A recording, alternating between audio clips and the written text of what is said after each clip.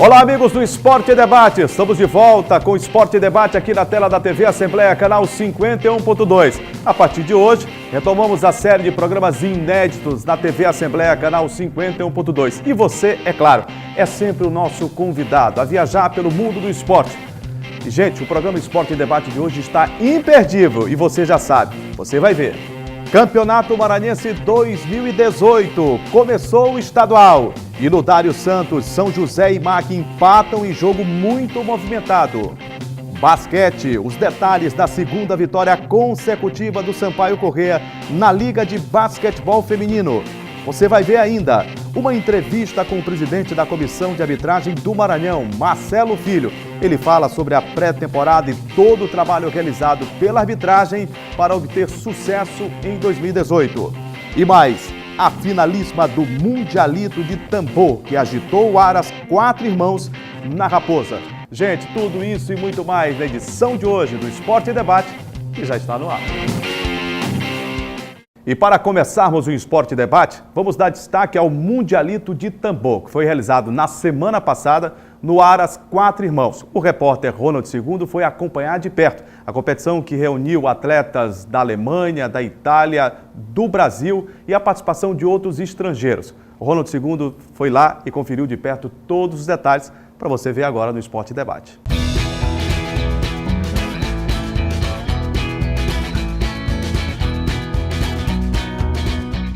Habilidade e entrosamento com o cavalo são características essenciais de uma amazona ou cavaleiro que pratica a prova dos 3 tambores tradicional.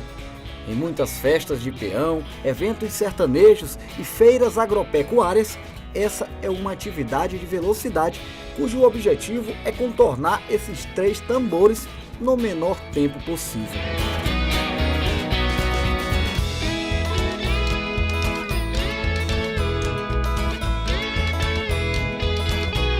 A regra ela é estipulada, o percurso universal, em todos os países tem essa medida, esse percurso.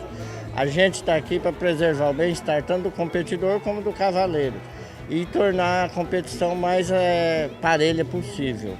Então, nessa competição dos mundiais é bem importante citar que é proibido o uso de espora e de chicote. Então eles não podem usar espora e chicote e equipamento nenhum que maltrate os cavalos.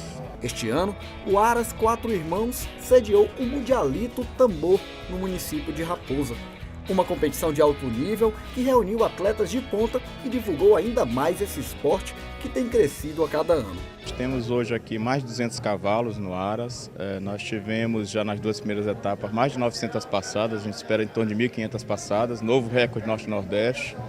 Uma premiação acima de R$200 mil, de prêmios realmente dados, né? E estamos hoje aqui com a felicidade de contar com a NTT pela primeira vez no Norte e Nordeste, a primeira etapa aqui no Aras 4 Irmãos, e um Mundialito com as 4 maiores forças de tambor do mundo. Então é um evento que eu considero completo, né? Com 10 dias de muita adrenalina, muita movimentação, o Aras sempre cheio. As premiações chegaram a R$250 mil e atraíram profissionais e atletas de vários países e de todo o Brasil. Olha, é um evento que são 3 só no Brasil, esse é um deles. Está reunindo aqui 4 delegações, né? São os melhores competidores de cada delegação que está aqui participando desse Mundialito e está bonito. Para mim é muito importante estar aqui representando o Brasil e é uma competição de nível internacional, tem vários países aqui e a gente se prepara para estar numa prova dessa, num tipo de competição. É uma prova que a gente faz para fomentar a modalidade, que é essa modalidade que a gente participa, que é os 3 tambores. Realmente o competidor brasileiro tinha razão. A falha no dia anterior atrapalhou e após as disputas acirradas durante a grande final, a equipe da Alemanha, que conseguiu fazer o tempo de 65 segundos e meio, 1 segundo a menos que os competidores americanos, desfilou comemorando a conquista na competição. O pódio ficou assim: primeiro lugar, Alemanha; em segundo, Estados Unidos; terceiro, Itália; e em quarto lugar, a equipe brasileira.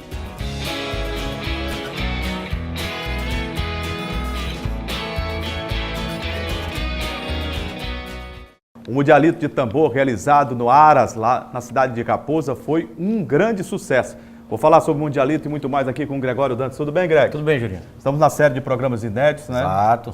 E vamos pro jogo. Voltamos aqui, né, 2018, agora com tudo, né, Julinho? Com tudo. Vamos lá. Ô, Greg, tivemos o Mundialito de Tambor, não é? Com a Tivemos. presença das equipes alemãs, Estados Unidos, Itália, Espanha e também, é claro, dos brasileiros, né? É verdade, Julinho. E o Ronald II esteve lá no Aras Quatro Irmãos, né? A gente pediu lá, Ronald, vai lá, se veio lá o Mundialito de Tambor. Foram 3 dias de competições, dia 16, 17 e 18 de janeiro, a semana passada. E esse Mundialito de Tambor é um evento dentro do Maranhão Rossi Season, que acontece praticamente durante esse mês de janeiro inteiro, né? Lá no Aras Quatro Irmãos, na Raposa. Ou seja, inserido no calendário, né? Das Exatamente. provas hípicas, né? E já tradicional, né? Porque, inclusive, no ano passado nós já fizemos a cobertura desse Mundialito, ano reatrasado também. Então já é vamos dizer assim, tradicionalíssimo no calendário dessas provas equestres, né? Provas hípicas equestres aqui dentro do estado do Maranhão, lá na cidade da Raposa, no Aras Quatro Irmãos. Quem foi campeã, Juliana, foi a equipe da Alemanha. Olha aqui o nome da equipe formada pelo Petit Werweg e pelo Ricardo Siriaco, que se consagrou campeã lá do terceiro Mundialito de Tambor, promovido pelo Aras Quatro Irmãos. A equipe dos Estados Unidos, Jurinha, formada por Ashton Paddon e Mac 10, a Lohali Ward, perdeu, estava na frente até o último momento, né? Mas não segurou a onda e acabou derrotado, né? Os brasileiros ficaram apenas na 4ª colocação, Jurinha. Não foi uma boa, vamos dizer assim, uma boa atuação, né? Dos brasileiros, que a equipe é formada... Mas uma 4ª colocação demonstra que, é claro, podem buscar o crescimento, né? O amadurecimento dentro da competição. As provas hípicas, elas são realizadas dentro de um calendário e é claro que se ganha mais experiência. Funciona como um intercâmbio, né? Exatamente. Experiência não faltou para essa equipe brasileira, que era formada pelo Valdir Ferreira, o Evelino Rocha, o Rogério e o Valdir Ferreira, como eu acabei de dizer, né? Então, pelo menos experiência, né? A equipe brasileira conseguiu adquirir com essa realização do terceiro Mundialito de Tambor lá no Aras Quatro Irmãos da Raposa. É verdade. Agora o destaque para o basquetebol. As meninas do Sampaio Corrêa estão com tudo e não dão prosa a ninguém. No ginásio Castelinho, pela 2ª rodada da Liga de Basquetebol Feminino, olha, o Sampaio venceu mais um adversário. O repórter Evandro Júnior foi lá, acompanhou de perto e traz os detalhes para o Esporte em Debate. Depois da vitória sobre a Uninassal, a equipe do Sampaio Corrêa precisou de concentração e técnica em quadra para enfrentar o time do Ituano no ginásio Castelinho pela 2ª rodada da Liga de Basquete Feminino 2018. Os destaques da partida foram a armadora americana Jackson, a pivô Ega e a ala Joyce Coelho. Do time adversário, a pivô Kelly mostrou muita habilidade. O jogo começou a ficar acirrado no 2º período. O time do Ituano avançou com as infiltrações de Palmira. Depois de um tempo solicitado pelo técnico do Sampaio, o time maranhense foi para cima, com as infiltrações de Jackson e Joyce Coelho, conseguindo equilibrar a partida e voltar à liderança do placar. No 3º período, o Sampaio começou bem melhor. Foi quando abriu a vantagem final do jogo, principalmente com a atuação da americana e também de Ega e Vitória Marcelino no garrafão. No 4º e último tempo, uma jogada de Jackson arrancou aplausos da arquibancada. Além dos 2 pontos, a armadora ainda recebeu a falta. Em seguida, Jackson revezou com Bia, que deu uma nova dinâmica à partida, favorecendo o desempenho das colegas. Placar final 71 para o Sampaio Corrêa e 54 para o time do Ituano. O desempenho foi muito bom. Acho que o primeiro jogo a gente falhou muito na defesa e contra o Ituano a gente conseguiu fazer uma boa defesa e conseguimos sair vitoriosos. O time começou um pouquinho apático, acho que pelo cansaço, pela rotina de treino. Então o time começou um pouquinho apático. No momento que o time começou a animar um pouco em quadra, a torcida veio junto, aí ninguém segura. Então realmente é o 6º jogador. É bom demais jogar com essa torcida empurrando. Mas volto a falar, a gente tem que dar isso para a torcida, fazer com que ela venha com a gente. Eu acho que o Sampaio está fazendo partidas muito boas, muito regular, né? Está mantendo assim um padrão de jogo muito bom. E minha equipe está alternando muito bons com maus momentos, né? E isso aí complica muito, né? O jogo de basquete é um jogo de erro. E é um jogo que não admite erro puro no basquete, né? E nós, na hora que nós conseguimos achar um time de jogo, a Kelly saiu, né? E aí desandou tudo, né? Mas eu acho que é um campeonato longo, tem muita coisa para trabalhar e vamos trabalhar. E méritos para o Sampaio, a gente se lamenta realmente que no segundo jogo e não conseguimos ainda ter uma regularidade dentro do jogo. Na próxima terça-feira, as jogadoras terão um novo desafio, o Vera Cruz de Campinas, um jogo que será realizado também aqui no ginásio Castelinho. Para o técnico do Sampaio, como o preparo e a partida exigiu muito esforço das jogadoras, elas vão precisar de muito descanso. Nós combinamos, né, antes do jogo de trabalhar muito mais forte defensivamente. E hoje, realmente, com 54 pontos, a gente já baixou de quase 20 pontos na nossa primeira atuação aqui, né? E eu acho que esse aí é o ponto positivo principal e a nossa defesa que está começando a ter uma consistência interessante. Como vai ser o preparo para o próximo jogo? Bastante descanso, porque a gente deixou bastante energia nesse jogo. E Campinas é um time extremamente entrosado, que vem com muitas meninas que jogaram há muito tempo juntos, vai ser um jogo muito difícil. Muito bem. Imagens de Heraldo Costa, reportagem de Evandro Júnior. E a segunda vitória, olha, o Sampaio está embalado nesse começo de LBF, não é, Leandro? É verdade, Juninho, você está muito mais do que certo. Eu acho que vamos dizer assim, esses bastidores, né, comandado pela Isiane Castro, que foi a grande ídolo do basquete maranhense, né, também da seleção brasileira, está fazendo muito bem ao Sampaio, né? E o quanto isso é importante, não é? No ano que o Sampaio conquistou, né, o título inédito da Liga de Basquetebol Feminino, ela esteve dentro de quadra, comandando a equipe maranhense. Destaque dentro de quadra, melhor jogadora. Quando ela se aposentou e ficou um pouco distante, né? E que não deveria ter se afastado, acho que os dirigentes do próprio Sampaio, da Liga, né, deveriam ter conversado, a Federação Maranhense de Basquetebol, enfim, ela não participou do segundo ano, né, que foi após a conquista do título. Verdade. Agora, com o retorno dela como dirigente, pela experiência que tem, os contatos que tem em todo mundo, né, em relação ao basquete, como ela conseguiu montar essa equipe e devolver uma autoestima diferenciada e os resultados começam a aparecer logo no início da competição, né? É verdade, o Sampaio agora busca o seu bicampeonato. É bom lembrar que naquela época que o Sampaio foi campeão, na temporada de 2016, o Sampaio tinha a Isiane como melhor jogadora, né, comandada pela Liz Daisy Pompa, e o Sampaio venceu a excelente equipe do Corinthians na final. Ano passado que era a grande favorita. Isso, ano passado foi uma temporada, vamos dizer assim, para se esquecer do Sampaio, não teve nada bem. E com essa formação desse elenco de 2018, o Sampaio contou com essa ajuda da Isiane, que indicou os jogadores do Virgil Lopes, né, o técnico e que esteve à frente das negociações. Isso, né? Da equipe do Sampaio Corrêa. Inclusive, a destaque, Jurinha, da partida contra o Ituano, que por sinal acabou 71-54, o Evandro mostrou pra gente aí com as imagens do seu Heraldo, aí toda a matéria, o jogo que aconteceu, mas o destaque ficou por conta de uma indicação da Isiane, a Brianna Jackson, que veio da Liga de Basquete Universitário dos Estados Unidos, indicação pessoal da Isiane, né?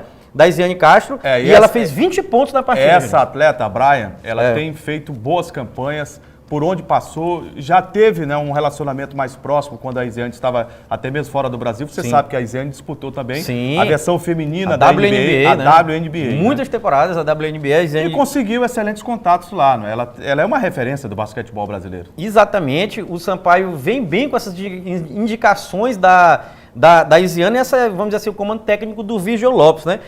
O interessante da partida, Juninho, também é que o Sampaio teve essa diferença larga de pontos, abre sua segunda vitória consecutiva na temporada, né, na LBF, e agora, galera, no dia 23, terça-feira, o Sampaio recebe outro jogo aqui, no Castelinho, às 19 horas, 7 horas da noite, a equipe do Vera Cruz Campinas, pelo terceiro jogo, né, e aí se ganhar, embala de vez, né, 3 jogos consecutivos. Partir para jogar fora, com 3 vitórias em casa, você já tem algo muito favorável, né, para quem busca o título da temporada. E só para finalizar, Jurinho, aqui, ó, a classificação da LBF no momento, né, com a realização desses jogos, dessas 2 rodadas apenas, a equipe do Santo André já realizou 3 jogos, também tem 3 vitórias. O Sampaio está em segundo, empatado com essa equipe do Vera Cruz Campinas, portanto é uma equipe forte, né, que também tem 2 jogos e 2 vitórias, 100% de aproveitamento. Então, o Sampaio vai pegar uma equipe, vamos dizer assim, que pode até disputar o título com ele lá na frente. Se ganhar, assume até a primeira colocação, dependendo da diferença de pontos, né? Porque no basquete tem esse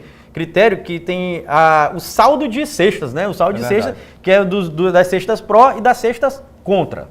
Depois do intervalo, uma entrevista exclusiva com o presidente da Comissão de Arbitragem Maranhense, Marcelo Filho. Ele vai falar sobre a pré-temporada da arbitragem e o que espera de 2018 no trabalho da arbitragem maranhense. Detalhe, segura aí que daqui a pouco a gente volta.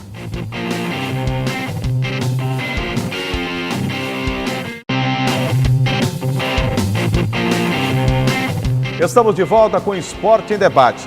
A temporada 2018 do futebol maranhense já começou. Jogos da pré-Copa do Nordeste aconteceram com o 13 da Paraíba e Cordino de Barra do Corda. A fase inicial para o Sampaio Corrêa já realizou seu primeiro jogo na competição e o Campeonato Maranhense também está começando. Olha, jogadores, técnicos, até imprensa. É preciso se preparar para uma temporada que se avizinha. E você imagina que um dos elementos chaves para a prática do futebol é a arbitragem.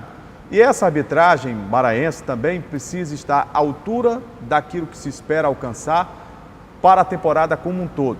Porque se acertando já é questionada, imagine com erros. E errar, por exemplo, em jogos importantes, suscita dúvidas, críticas e olha, a coisa pega em relação à arbitragem do futebol do estado do Maranhão quando a coisa não está boa. Por isso, é fundamental uma preparação adequada. Mas a gente vai falar nesse bloco muito mais sobre arbitragem, porque estamos aqui com o Marcelo Bispo Nunes Filho, presidente da Comissão Estadual de Arbitragem de Futebol, e alguém que foi 11 vezes, rapaz, melhor árbitro do futebol do estado do Maranhão. Você tem saudade, Marcelo? Muita saudade.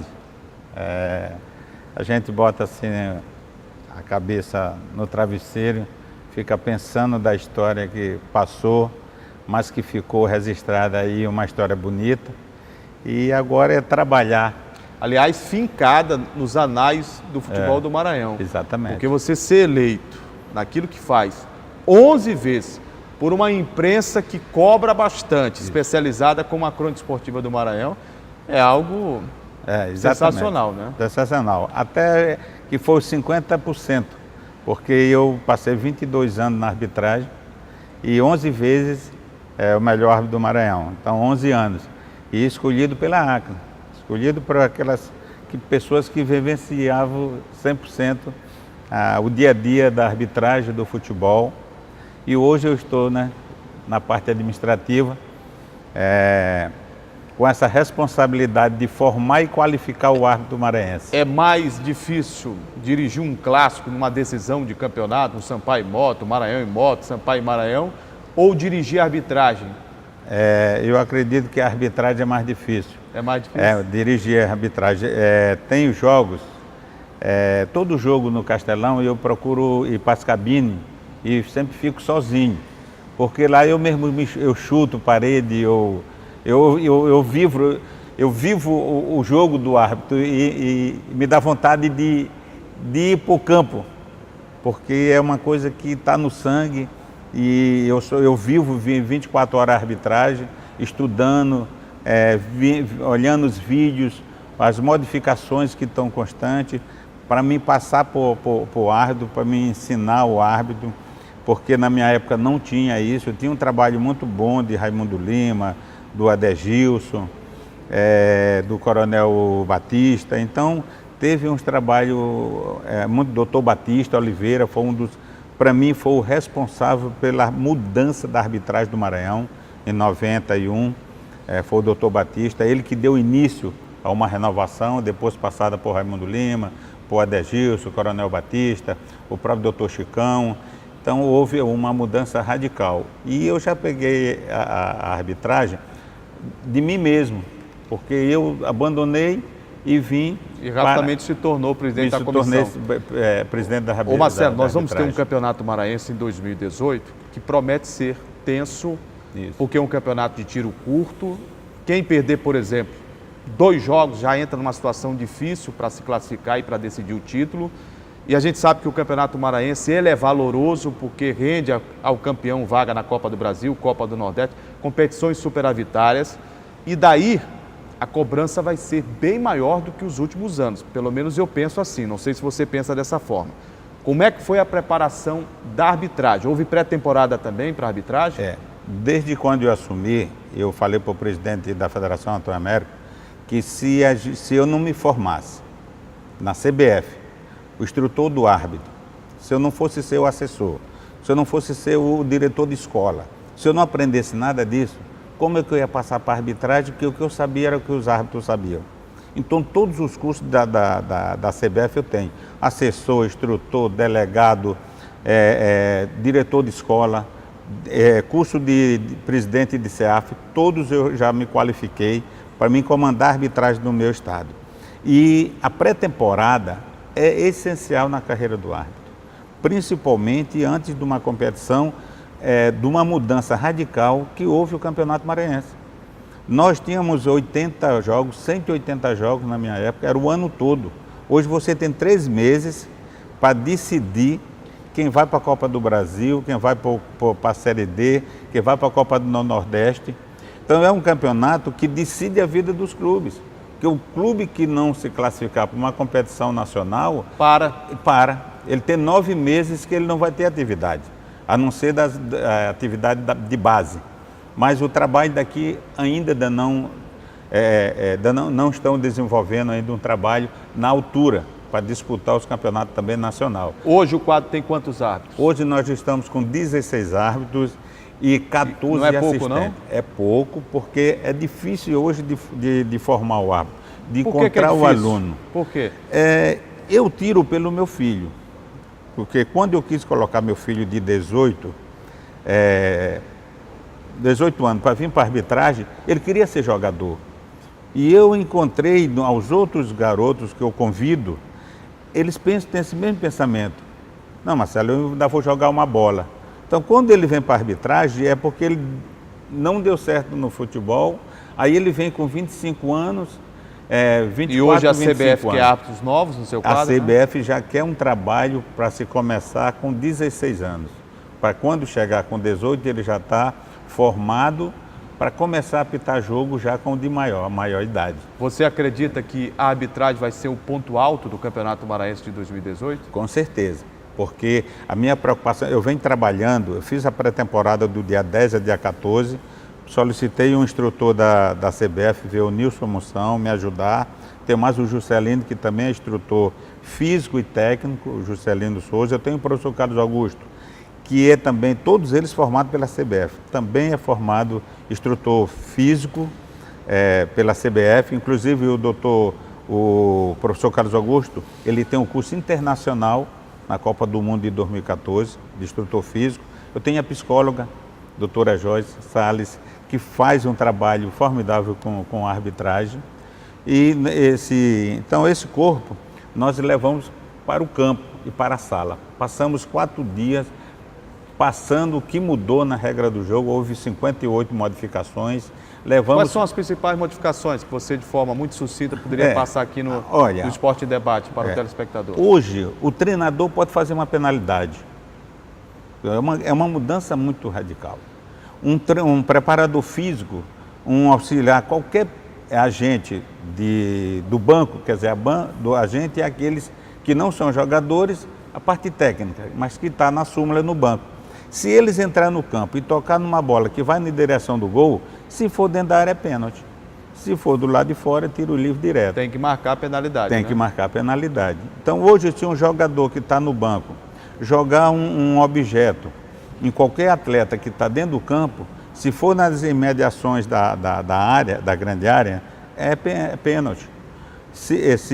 Hoje, se um atleta dividir uma bola com o goleiro, mesmo o goleiro sendo o último, ou qualquer defensor, qualquer zagueiro, não é mais cartão vermelho, passa a ser cartão amarelo. Mas, porém, se essa falta for do lado de fora da área, continua sendo vermelho. Então, hoje o jogador, ele tem que saber até o local onde ele pode fazer uma falta e qual o tipo de cartão que ele vai levar.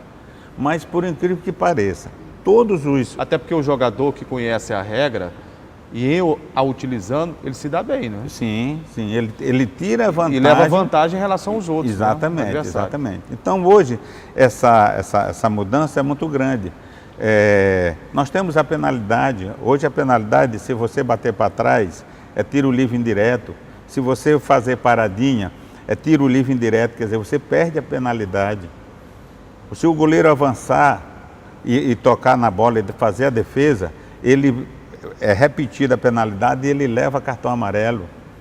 Então são muitas mudanças que você tem que passar para os atletas. Eu me ofereci gratuitamente, a federação tem esse trabalho, de fazer uma palestra para todos os clubes. O ano passado ainda teve alguns clubes que solicitaram Este ano nenhum clube solicitou. Nenhum? Dos 8 da primeira divisão? Dos 8 da primeira divisão, nenhum clube solicitou palestra. Vai ver, eles não pediram porque sabem demais. Entendeu? Eu acredito que pode. sim, mas me ofereci tanto para apresentar as palestras com vídeo, como também fazer as jogadas no campo. Mas nenhum time, nenhuma equipe do Maranhão solicitou. E por incrível que pareça, para você ver a diferença, a primeira divisão do Campeonato Brasileiro e segunda divisão, todas as equipes em 2017 solicitaram, em outros estados, todas. Mas aqui é diferente, Marcelo. Aqui é diferente. É incrível. Aí quando o jogador começar a levar cartão desnecessário, vai para a arbitragem. A culpa é a arbitragem. Vai para a arbitragem. É verdade. Entendeu? E eu quero aqui lembrar também que em 2016, o Rui Scarpino foi o único treinador e o que está no Imperatriz, que é o Paulinho Kobayashi. Esse solicitou quando estava no São José de Ribamar. Ô Marcelo, em relação aos estádios de futebol aqui no Maranhão, a CEAF participou de alguma vistoria em relação a essas praças esportivas para que a bola pudesse rolar neste ano de 2018? A parte do campo, eu tive em Imperatriz, São José de Ribamar, eu tive nos campos, eu tive. O único campo que eu não fui... Você viu alguma irregularidade? Não, no campo de jogo, para fazer o jogo, não. O que está faltando é reparos.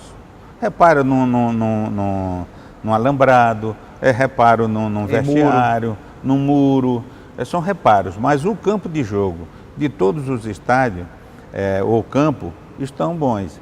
Até porque nós estamos no período de chuva. É verdade. E o campo, nesse tempo, a grama, ela fortalece. Marcelo, quem você aponta como candidato à revelação este ano, ponto alto que pode surgir, e você pode antecipar agora aqui no Esporte em Debate, olha, fica de olho no ato tal ou no assistente que vai brilhar nessa temporada. Quem é que você está preparando assim que pode surgir como novidade? Olha, esse eu tenho, são árbitros, o José Henrique, o Maicon, são árbitros que eu estou esperando o ano, que seja este ano, o ano deles se segurarem na arbitragem, é o ano que eles vão ter as oportunidades para fazer isso. Eu tenho o Raimundo Chagas, um árbitro também muito bom. Imperatriz, eu tive um árbitro ano passado, mas trabalhei bastante, mas ele não veio para a pré-temporada e por isso ele está fora, porque quem não treinou não tem condições de participar. O Rafael Max, o Adriano, que é de Alto Alegre, muito bom. O Dejavan, de Timon, todos esses... Esse tem até nome de cantor, né? Dejavan. Todos esses árbitros, eu descobri nos cursos de arbitragem que você foi fazer. Que eu faço no interior. E o interior hoje, ele está me dando bastante apoio nessa parte da arbitragem. Até porque você tem que tirar leite de pedra. Hoje, encontrar o árbitro não é como no seu tempo, não. Que, por exemplo, eu tenho grandes informações de que militares, e você é militar também, sabe, se ofereciam, entravam na arbitragem, gostavam, e hoje há uma dificuldade muito grande, né? Muito grande. Eu faço o convite, já fiz, faço constante, inclusive o militar, ele não paga o curso, ele tem bolsa de estudo, dado pela CEAF, mas a gente vê a dificuldade hoje do militar querer ser árbitro. Na minha época, a gente tinha 2, 3 coronéis que eram árbitros de futebol. E hoje é a maior dificuldade. Eu não tenho hoje quem substitui um policial, um militar, para substituir o Marcelo Filho. Porque quando o Lecílio parou, que era um militar, eu cheguei. Então, depois que eu parei, ainda não apareceu um militar, e eu não consigo nem levar para fazer o curso. Tomara que a coisa realmente, eu gostaria que mudasse, porque, e para você ver, Júlio, eu estou com um curso de arbitragem há 6 meses, abertas as inscrições, divulgo, todo dia tem 4 alunos. É muito pouco. Gente, eu conversei aqui no Esporte em Debate com o presidente da Comissão Estadual de Arbitragem, Marcelo Filho. Marcelo, muito obrigado. E se você me permite, já que os clubes não aceitaram, né, de livre arbítrio, de forma espontânea, né, você se ofereceu em nome da arbitragem para fazer cursos, aperfeiçoar, tirar dúvidas. Isso. Eu gostaria de solicitar a você, né, que a TV Assembleia, e aqui falo em nome da produção, os jornalistas e radialistas, aqui é todo um complexo de comunicação, rádio, televisão, que cobram esportes todo dia, que você, se possível fosse, com a sua equipe de arbitragem, pudesse dar uma palestra para a gente aqui, falando sobre essas novas regras, porque nós queremos aprender. Eu acho que o ser humano, até depois de deixar a esfera terrestre, ele aprende, e muito mais lá em cima. Então, tempo de aprender é todo o tempo. Sim, nós temos, Júlia, nós temos todos os vídeos hoje de jogadas formadas, de jogadas já definidas, todo lance que acontecer em dúvida, nós temos um lance. Você aceita o convite para falar aqui para a equipe de profissionais daqui? Aceito o convite, tranquilo, sem problema nenhum. Para mim é um prazer. O Coronel Marinho, que hoje assumiu a direção da arbitragem nacional, ele diz assim: Marcelo, aonde a gente puder levar a regra do futebol, vamos levar, que no momento que a gente divulgar, ensinar a regra do futebol, é melhor para todos. O Marcelo tem um crédito muito grande na arbitragem aqui, Greg, Sim. por ter sido, olha, eu não me recordo em outro estado alguém ter conseguido tal feito. 11 vezes eleito pela Crônica Esportiva Maranhense como o melhor árbitro. Verdade. Então, quem por 11 vezes foi eleito melhor árbitro, é claro, como dirigente hoje máximo da arbitragem do futebol do Maranhão, tem condições, né, de fazer um bom trabalho. E ele vem fazendo esse bom trabalho. É verdade, ele vem fazendo esse bom trabalho, Juliano. Inclusive, vamos dizer assim, os destaques dele na entrevista, que você conduziu muito bem, por sinal, ficaram por conta da pré-temporada, né, na minha opinião, porque, vamos dizer assim, ter pré-temporada de clubes é essencial. Ter pré-temporada de trio de arbitragem também é essencial, né? E ele realizou essa pré-temporada aqui em São Luís com atividades no Fecurão e no auditório da FMF. É verdade. Olha só, hoje, a dinâmica do futebol, um jogador chega a percorrer 12 quilômetros. Isso. Às vezes até mais em por média, jogo. né? É 12 quilômetros. Mas o árbitro precisa também estar à altura da velocidade que é colocada dentro de campo. Sim. Você já imagina um árbitro com sobrepeso, um árbitro que não tem a versatilidade, um árbitro que não acompanha de perto. Ele vai ter o seu trabalho altamente questionado pelos jogadores, pela imprensa e pela própria torcida, não é? Então ele precisa estar bem fisicamente para que a parte técnica também possa aparecer, não é? É verdade, e esse trabalho realizado aqui, contou inclusive com instrutores da CBF, né, do quadro da CBF de arbitragem, e foi realizado durante 5 dias aqui em São Luís, esse trabalho de pré-temporada. Eu destaco esse ponto da entrevista do Marcelo Filho, também destaco vamos dizer assim, a história dele como técnico, como árbitro de futebol aqui. Também a história, porque boa. De 22 anos de carreira, o Marcelo Filho foi 11 vezes, então metade da carreira escolhido o melhor árbitro do Maranhão, né? E ele sofreu uma injustiça muito grande, eu não sei se você vai recordar. Sim. O telespectador pode também recordar. Hoje você vai ali no Google e você acaba tendo acesso à informação de maneira praticamente instantânea. O Marcelo abriu uma vaga para o Nordeste de um árbitro aspirante à FIFA e depois à FIFA. E essa vaga foi preenchida politicamente pelo árbitro cearense Francisco da Silva Mourão. Sim. Fraco tecnicamente, disciplinamente, complicava bastante, mas ele tinha um apoio político muito grande. A Federação Cearense, diferentemente da Federação Maranhense à época, era forte. Ela era muito forte, um peso maior junto à CBF. E eles conseguiram emplacar o Dacildo Mourão, e o próprio Dacildo reconhecia no Marcelo que ele deveria estar como árbitro da FIFA. Esse patamar, né, de árbitro da FIFA. E ele, lamentavelmente, não alcançou isso, que foi uma grande injustiça que cometeram na carreira dele. É verdade, né, Juliano? Mas vamos torcer para que o filho do Marcelo, né, consiga também esse... O Maicon Nunes. Exato, o Maicon Nunes consiga esses... Ele até disse que ele perdeu 6 quilos, né, tá mais leve.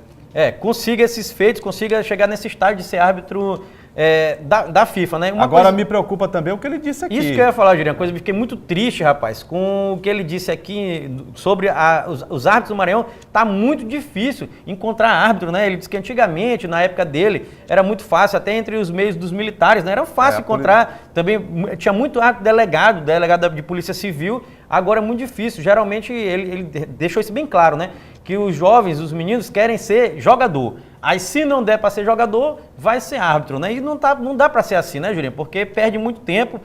Na CBF... se torna mais difícil o trabalho dele, que é garimpar árbitros por todo o estado do Maranhão. Exato. Na CBF ele até lembrou que o trabalho para, vamos dizer assim, revelação e preparação dos árbitros começa aos 16 anos, né? E aqui está começando um pouco tarde, né? Porque os meninos ainda querem até uma idade mais avançada, que ser jogador de futebol profissional, o que está gerando vários problemas. Mas foi interessante também, Júlio, quando ele lembrou que no interior do Maranhão ele tem encontrado muitos talentos, né, da arbitragem, o que é muito importante e salutar, né, para sair desse, vamos dizer assim, dessa ilha de São Luís, da região metropolitana.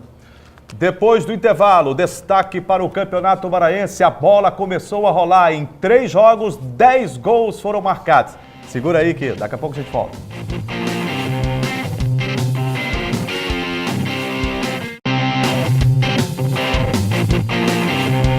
Estamos de volta com Esporte e Debate. Agora, para destacarmos o futebol, o Campeonato Maranhense teve início no final de semana. No sábado, Imperatriz do Estádio Municipal Frei Epifânio da Batia estrearam Imperatriz e Motoclube. O Papão do Norte abriu o placar, o Imperatriz, o Cavalo de Aço, empatou e virou para 2-1 e o Jefferson acabou empatando o jogo no segundo tempo, 2-2. Ô Greg, pode ser encarado como um grande resultado para o Motos, jogando fora de casa, em um estádio que o Imperatriz conhece muito bem, a equipe hoje está estruturada do Imperatriz. Como é que você analisa esse resultado inicial do Moto na competição? Juninho, particularmente eu analiso como um resultado excelente para a equipe do Moto Clube do Maranhão, né? E péssimo para a equipe do Imperatriz, né? Porque nesse campeonato de tiro curto, né? Apenas 7 jogos, né? Nesse primeiro turno. Se o time não consegue ganhar em casa, ele já começa muito mal a competição. Eu vou destacar nesse jogo a participação do André Penalva, que ele foi o grande evento do dia, né? Fez 2 gols, fez 2 gols, fez pênalti, e aí e foi o grande, vamos dizer assim, o grande personagem do jogo foi o André Penalva, desse empate em 2-2. A equipe do Imperatriz precisa se reabilitar no próximo jogo, e o Moto vai jogar contra a equipe do São José, né? No próximo jogo também. Agora aqui em São Luís, se ganhar, aí já consegue uma boa vantagem na competição. É bom lembrar, Juninho, que todos os jogos do Campeonato Maranhense terminaram empatados, né? Os 3 jogos. Foram 10 gols em 3 jogos, uma média de 3,33 gols por partida. Sim. Uma média alta para a primeira rodada. Uma média alta, e esse fato curioso que eu acabei de destacar, né? 2-2 Imperatriz e Moto, vamos falar daqui a pouco do Cordino e Santa Quitéria 1-1 e São José e MAC 2-2. Então 3 empates, né? Resta para finalizar a rodada do Sampaio. Em São José de Ribamar, na região metropolitana, o estádio Dário Santos reabriu seus portões para receber o jogo entre São José, o Peixe Pedra, e o Maranhão Atlético Clube, o Demolidor de Cartaz. Resultado final, 2 para o São José, 2 para o Maranhão. Gregório Dantas esteve no Dário Santos e traz os detalhes do primeiro empate, primeiro ponto conquistado pelo Maranhão no Campeonato Estadual 2018. Era a estreia do São José e do Maranhão Atlético Clube no Campeonato Estadual. E as torcidas dos dois times fizeram bonito, lotando e fazendo a festa no estádio Dário Santos. As duas equipes também não decepcionaram e, apesar do péssimo estado do gramado, fizeram um jogo cheio de emoção e chances de gol. Qualidade técnica, mas nunca se diz no futebol, né? Mas aí o time estava bem, os 2-0. Quem complicou mais foi a nossa defesa e o nosso goleiro. Mas a gente vai conversar, os erros tem que existir, a gente está em início de trabalho e nós vamos corrigir. Logo aos 3 minutos, o São José chegou bem ao ataque e Fábio Ricardo perdeu 2 chances de abrir o placar. Instantes depois, Curuca bateu falta e Laerte defendeu. Aos 10, o Bode perdeu nova chance. Desta vez, Cris tocou para Emerson, que chutou para a intervenção do goleiro do Peixe Pedra. Aos 15 minutos, o São José respondeu, após falhas do goleiro Fábio. Lucas afastou o perigo. Só que aos 17 minutos, não teve jeito. Cris abriu o placar na saída de Laerte. Depois do gol, o MAC ainda teve 3 oportunidades. Primeiro com Valber, que bateu forte e o goleiro Laerte defendeu. Depois com Curuca, que limpou o zagueiro e chutou sem pulo na trave. E por último, com Cris, que cabeceou depois para a bela ponte de Laerte. Aos 37, a pressão deu resultado. Valber fez o segundo gol do MAC, batendo de primeira após lançamento de Eloy. No segundo tempo, logo no primeiro minuto, o goleiro Fábio falhou novamente, fez pênalti e tomou cartão amarelo. Tim Marcos bateu e fez o primeiro do São José na partida. As chances só voltaram aos 25, quando Anderson Alagoano cobrou falta e Laerte defendeu. Logo depois, o goleiro do Bode saiu atrasado, fez falta e foi expulso. A expulsão mudou a partida. O São José foi para cima e nos acréscimos, Diogo cabeceou bem e fez o gol de empate do time da casa, dando números finais ao jogo. É assim que Deus faz as coisas. Às vezes acontece que tudo está escuro, tudo está perdido, mas com fé e com confiança no nosso trabalho, na nossa equipe, no finalzinho aí a gente conseguiu essa vitória, graças a Deus. O técnico do Peixe Pedra destacou o empenho e a superação do seu time na partida. Acima de tudo, dar os parabéns aos jogadores pela entrega que tiveram, pela luta, pela coragem, para sair de 2-0 para 2-2 e ainda por cima só com 18 dias trabalhados, os jogadores estão de parabéns. Já Meinha e Eloy não gostaram nada do desempenho do MAC no segundo tempo. Foi péssimo resultado, do meu modo de ver. A gente não pode se dar ao luxo um time grande como é o Maranhão, levar essa pressão que levou no segundo tempo.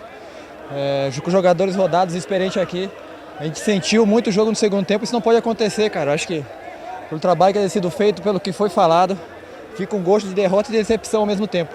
Então vamos trabalhar para a próxima partida aí, porque a gente tem que se reabilitar. Não foi bom para o MAC, não foi bom para eles, que o jogo é deles.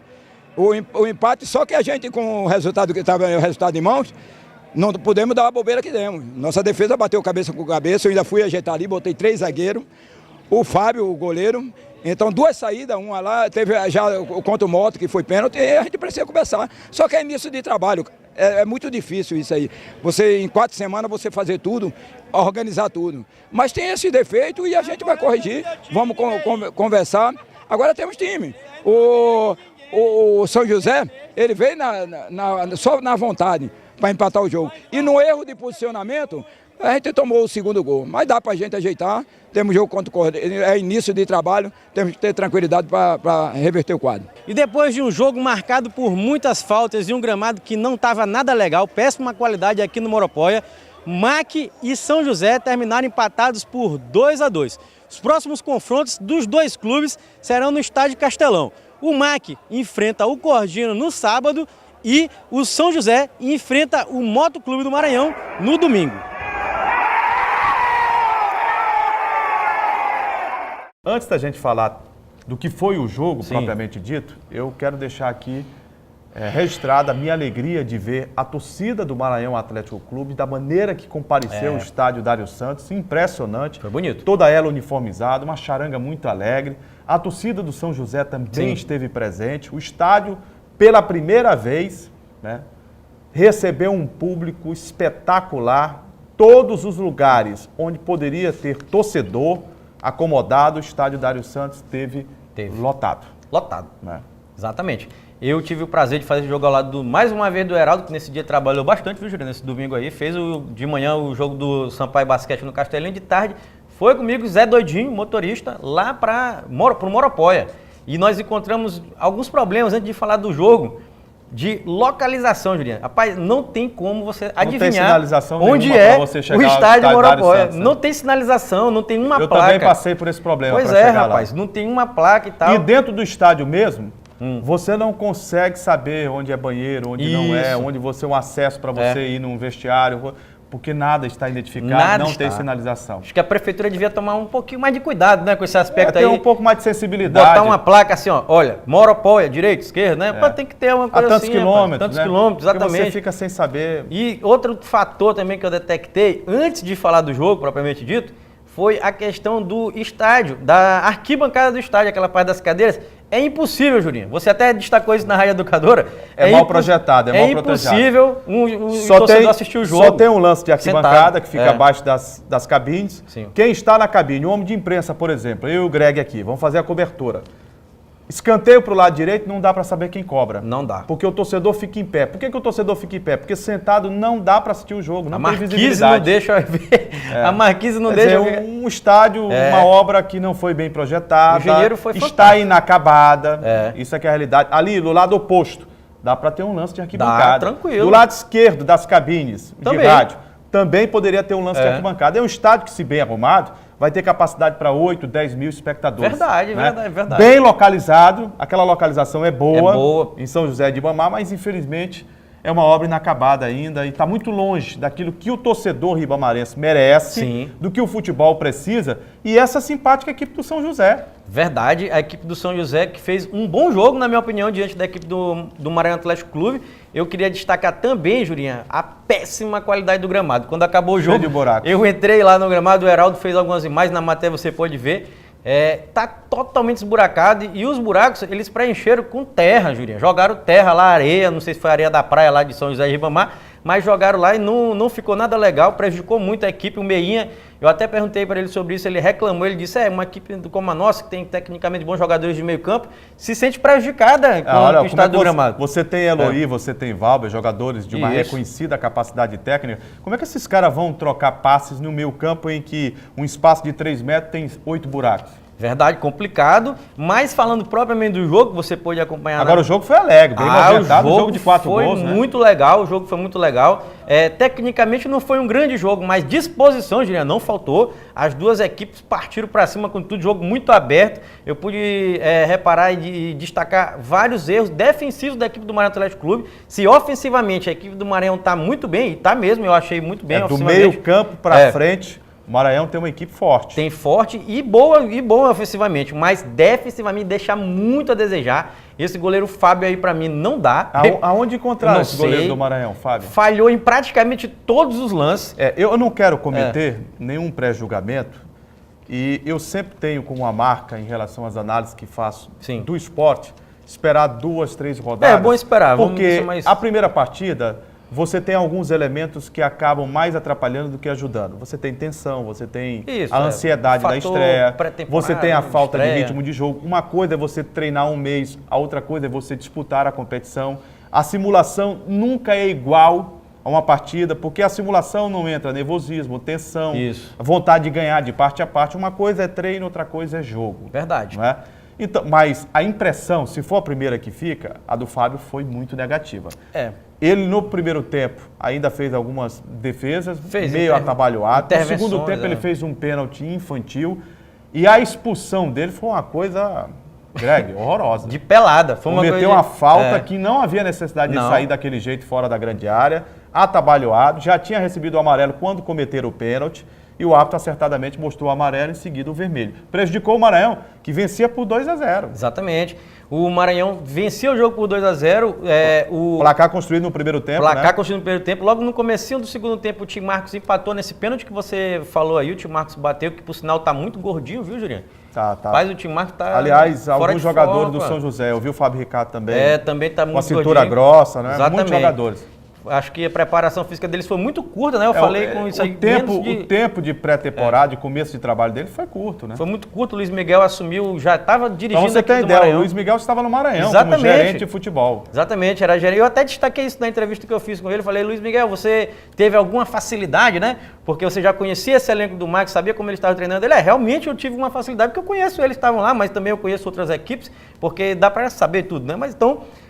eu destaco nesse jogo aí, positivamente, a parte ofensiva da equipe do Maranhão Atlético Clube. Defensivamente, eu achei a equipe deixa muito a desejar. Vulnerável, né? Esse Anderson Alagoano também eu achei muito fraco, o zagueiro. Ele tem um bom chute de fora da área, né? Batendo falta, chuta forte, mas defensivamente... mas ele fez uns 4 recuos que a equipe do São José foi inocente. Se tem o Fábio Ricardo em uma melhor condição física, tinha feito gol. O Maranhão tinha sofrido um prejuízo enorme. Isso, tinha feito gol. Eu achei esse Anderson Lagoano também, achei ele um jogador que deixa a desejar, não pode ser esse, vamos dizer assim, estreia, final de pré-temporada, né? Começo da temporada 2018, pode ter sido isso, tudo bem. Mas do São José eu destaco a superação. Superação porque o São José estava com o jogo praticamente perdido com essa expulsão do goleiro Fábio. Parece que eles ganharam um novo gás, né? E no minuto final, nos acréscimos lá, o Diogo fez, depois de um cruzamento na área, fez de cabeça o gol que decretou um empate, né? E todos os jogos terminaram empatados nesse Campeonato Maranhense, na estreia. Acabou justo, na minha opinião, porque foram 2 tempos distintos. Isso. O primeiro tempo, o Maranhão começou com uma certa dificuldade ali, mas depois reouve o controle da partida, fez 2, poderia ter feito mais no primeiro tempo, mas no segundo tempo o Maranhão deixou de jogar. Foi o São José que jogou, né? Exatamente, eu queria destacar assim, outra coisa, lampejos do Eloy. A gente ainda pode ver lampejos nele, né, Júlio? Aquele lançamento que ele deu pro Valber, que ele pegou de primeira ali. Foi um golaço do Valber, Foi um golaço do Valber. O passe foi maravilhoso do Eloy, Sim. E a forma com que pegou de primeiro o Valber, experiência e competência, né? Fez Exatamente. Um eu destaco assim, lampejo dele, mas também aquele realmente vagalume. Ele apaga, né? Acende e tal. Porque tem um momento do jogo que está completamente sumido, erra passe, parece que dá sono. E andou até fazendo algumas faltas que não são da característica dele, tomou cartão amarelo. Exatamente, né? Desnecessário. Mas desse jogo eu destaco isso. O Meinha, quando acabou o jogo, disse que o São José, o resultado foi bom para a equipe do Mike, apesar do empate, porque disse que tomou um ponto fora de casa, né? É uma outra forma de ver o jogo. É uma visão, né? do Meinha, mas quem está ganhando de 2-0, não termina pode. o primeiro tempo com 2-0, toma 2 gols da forma que tomara o Maranhão no segundo tempo, é uma coisa que tem que ser revista, inclusive é o sistema defensivo dele. Exatamente. E o Luiz Miguel e o Diogo, que eu entrevistei no final do jogo, os dois ao contrário, vibraram muito, ou seja, para a equipe do São José, esse empate teve sabor de vitória e para o Mike teve sabor de derrota. Agora, quem arrancou o empate também interessante foi o Santa Quitéria, que foi ao estádio Leandrão. O Cordino abriu o placar com o gol do Ulisses, né? Fez 1-0, mas o Santa empatou. Empatou no final, Se tratando de um jogo fora de casa, é um ponto interessante conquistado pelo Santa Quitéria. Né? Pela mesma lógica, o Santa Quitéria conquista o ponto fora de casa, que é muito importante nessa classificação, né? A gente sabe que desse ano o Santa Quitéria não vem bem quanto nos outros anos, essa de preparação para a temporada. Então é importante até nessa luta, assim, vamos dizer, para não ser o último colocado do Campeonato Maranhense. Então é um empate importante. Nesse jogo eu destaco mais uma vez o dono, né? O Ulisses, porque fez o gol, já tem um gol no Campeonato Maranhense, né? O André Penal fez 2, já é o artilheiro, mas ele acabou sendo expulso, Jurinha. No final do jogo o Ulisses foi expulso, né? É verdade. Ou seja, faz gol e é expulso. Então, desse jogo aqui basicamente é isso. O Cordino, Jurinha, volta a jogar contra o Maranhão no sábado, aqui em São Luís, às 5 horas da tarde, o Cordino, né? Sem o Ulisses, então é mais uma chance para o Maranhão, vamos pontuar mais, né? E o Moto, Juliano, que a gente falou aqui, o São José joga contra o Moto aqui no Castelão no domingo às 4 horas da tarde. Complementando a primeira rodada, nesta terça-feira, 8h15 da noite no Estádio Castelão, a estreia do campeão maranhense da Série A contra o campeão maranhense da Série B, Sampaio Corrêa e Bacabal. Exatamente. O Sampaio, que antes da gente falar do campeonato, tem que ser registrado, Copa do Nordeste no meio de semana, Sim. o Sampaio estreou, jogando no Rei Pelé com mais de 8 mil torcedores do CSA. O Sampaio enfrentou o campeão brasileiro da Série C e jogou com autoridade. Jogou bem. Vencia até 44 minutos do segundo tempo por 1-0, gol do Bruno Moura.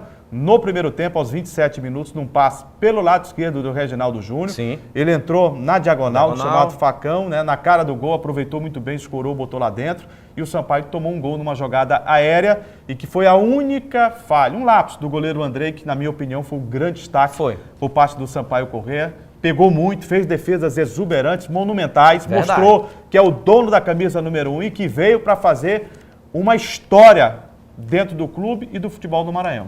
Tomara, Jurinho, o Sampaio começou muito bem contra a equipe do CSA, que é uma forte equipe. É bom lembrar também que a equipe do CSA, praticamente 99% do elenco foi mantido. Manteve a base. Do ano passado para esse ano, a equipe campeã da Série C, na minha opinião, sem dúvida, a melhor equipe da Série C de 2017, não dá nem para comparar com as outras.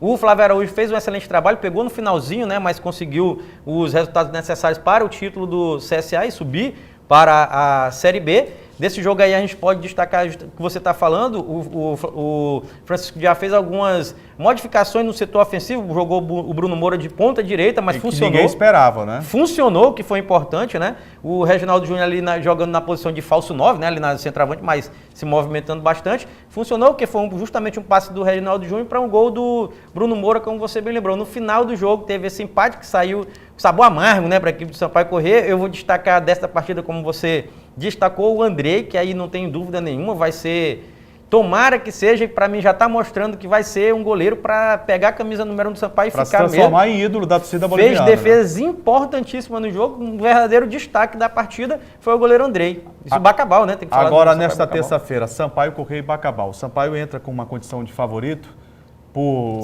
ter um tempo maior de treinamento. O Bacabal é uma grande incógnita ainda, ganhou a Série B, mas a Série B não pode servir como referência não, porque foi uma competição sem grande estrutura, né? Sem montagem de grandes elencos, né? O Bacabal conseguiu sobressair e conquistou o título. É verdade, Jurinha. Geralmente, como aconteceu no ano passado, tomara que não aconteça, o Americano subiu, né, da Série B para a Série A do Campeonato Maranhense, foi logo rebaixado depois, né? Tomara que não aconteça com o Bacabal, a mesma coisa, o Bacabal que já foi campeão maranhense, né? Primeiro campeão do interior, né? Se a gente for bem lembrar, mantenha essa trajetória, né, de vitórias. Mas, na minha opinião, rapaz, O Sampaio é extremamente favorito para esse jogo aqui, de 8h15 da noite no Castelão, nesta terça-feira, dia 23, porque o Sampaio, como você bem lembrou, está jogando a Série B do Campeonato Brasileiro, que começou a pré-temporada ainda no mês de dezembro, né, no comecinho do mês de dezembro, então o Sampaio está em larga vantagem, pelo menos nessa preparação, e esse resultado muito importante contra a equipe do CSA mostra que o Sampaio tem total condições de ganhar a equipe do Bacabal nesse jogo aqui de terça à noite, no Castelão. Chegamos ao final do Esporte e Debate aqui na TV Assembleia, canal 51.2. Lembrando a você que toda segunda-feira estaremos juntos às 8 horas da noite na TV Assembleia. E às terças-feiras com a reprise do programa em 2 horários, às 7h30 e às 2h30 da tarde. Greg, se você me permite, só abraçando, e é claro, já que é o primeiro programa na série inédita, né? Nós estamos com uma retrospectiva, abraçando a mudança de direção que houve aqui na TV Assembleia, claro. O Edson Jinx, né, o nosso diretor de comunicação, a Silvia, que chega também para assumir nova adjunta, né? Da comunicação. E o Éder, que é desportista, né? É verdade. Que é torcedor de estádio de futebol, inclusive estava no estádio Dário Santos, né, nesse domingo, acompanhando o Maranhão, vestido ao lado do pai, né, com a camisa atleticana, o manto atleticano, né, acompanhou, vibrou com os gols do Maranhão Atlético Clube, e não é de agora não, ele tem presença marcante sempre. Né, ajudando o seu clube, pagando o seu ingresso, estando no estádio de futebol. A gente deseja boa sorte, faça um grande trabalho aqui, é exemplo das outras empresas, instituições que ele já teve a oportunidade de trabalhar também como gestor. É verdade, Jurinha, vamos destacar aqui o nosso novo diretor do Complexo de Comunicação da Assembleia, né? Diretor de Comunicação da Assembleia, o Edwin, que é maquiano mesmo, já pude presenciar ele várias vezes nos estádios, principalmente no Nhozinho Santos, ele gosta muito de Nhozinho Santos. Heraldo também olhou ele lá, não foi, Heraldo? Olhou o Edwin lá na ele sempre está e contribui também com a equipe atleticana, isso é importante, né? Exatamente, gostaria de parabenizar ele, né, por essa, vamos dizer assim, novo desafio, né, na carreira, né, aqui à frente da comunicação, que ele vai conduzir muito bem da Assembleia, e também a Silvia Tereza, né, que é agora a nossa nova diretora adjunta. Nossa colega que assumiu a adjunta, bom trabalho, boa sorte também a todos. Greg, para você, paz e felicidade sempre. Estaremos sempre juntos aqui com o Esporte em Debate, né? O site, né? Os canais de interação para que o telespectador possa sugerir pauta, possa participar, falar do esporte no seu bairro, né? Verdade. Então, ó, eu quero a cobertura da TV Assembleia no campeonato do meu bairro aqui. Fica à disposição aqui os canais de interação, Greg, que você pode passar agora. E a gente vai, né, Juliano? Já com certeza. Acompanhou e cobriu vários pedidos de pauta do telespectador. Em 2017, nós tivemos mais de 12 pautas, né? Vinda de quê? Da participação, a interação do telespectador com o Facebook, com o WhatsApp aqui, com o telefone da TV Assembleia. Manda para o Greg, para a gente. Olha, no meu bairro vai acontecer uma decisão, um campeonato importante, e a gente está pronto para cobrir também, né? Pois é, e o telespectador pode contribuir com o nosso programa através dos nossos canais de interação. Primeiro é o nosso site, que é o al.ma.leg.br. Tem também o telefone da nossa redação, que é o 3269-3828. E também o nosso WhatsApp, que está passando aqui embaixo da sua tela. É bom lembrar que a partir de amanhã, terça-feira, nosso programa vai estar completo, assim, todinho na íntegra, né, Julinha? Nas redes sociais da Assembleia, né? Facebook, Twitter, né? Instagram, e você vai poder curtir. Grande abraço, Greg. Até a próxima. Valeu, Julinha. Gente, forte abraço e a gente se vê pela ilha. Até lá. Até mais, galera.